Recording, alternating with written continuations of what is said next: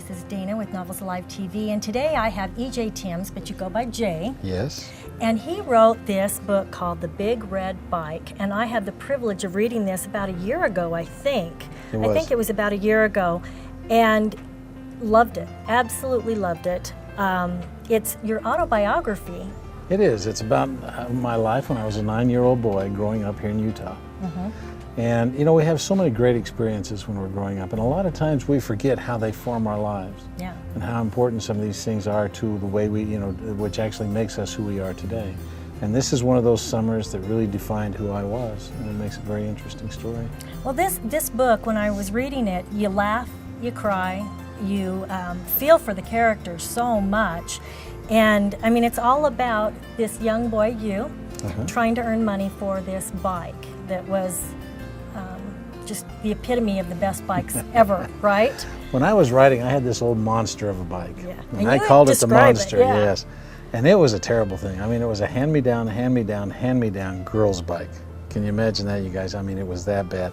When you would scratch this thing, it had so many colors on it, it looked like a rainbow. And the handlebars were bent like this, okay? And every time you'd push down too hard on the pedal, the chain would come off, grab your pants, flip you over, and you'd land on your face. Well, I loved this bike. It was called the Monster, can you tell? One day I was riding this bike down through town with my friends, and I saw this beautiful bike in the window of a bike shop. I'd never seen anything like it in my life. I just had to have it. So I sat there in that sun and just baked for a long time, just drooling over that bike.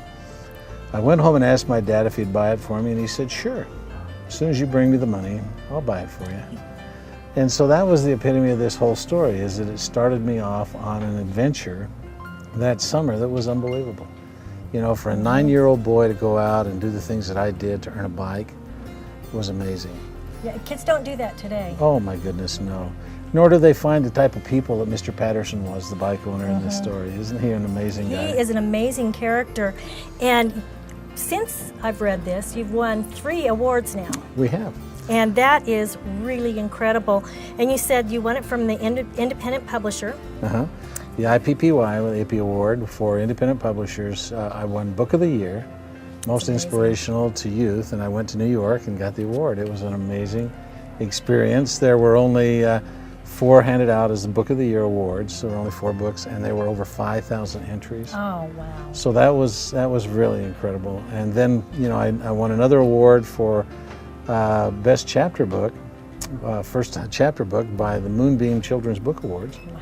And then we won another award by the New York Library Association for Best Autobiography. So that's pretty amazing for a first-time author. It's really amazing for a first-time author, and I highly recommend this book.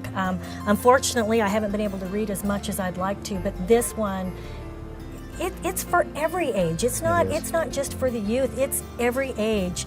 And the way you write about it, you feel the emotion. You feel for your character, you basically. Me, yeah. And so many of the stories that you talk about in there, they're character building, as you said. And for a 9-year-old to have gone through what you went through this summer is amazing. It's amazing.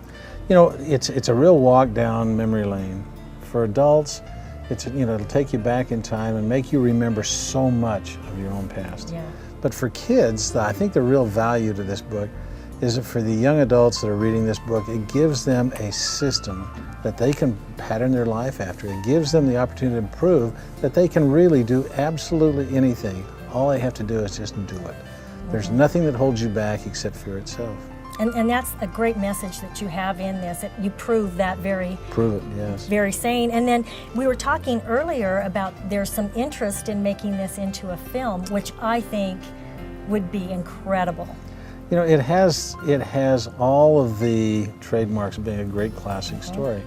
And, you know, the people who have read it that are in the movie business are just absolutely enthralled by it. We have 3 different groups that are actually looking at turning this into a movie, so we're quite excited about it. I'll buy a ticket. Oh, it's me too. I don't think you'll have to. Well, thank you so much, Jay. It's been a pleasure and a privilege, and I'm so glad to see you again. Yes, it's very nice to see you. Yes, I've had this opportunity to come and talk with you. Is really great.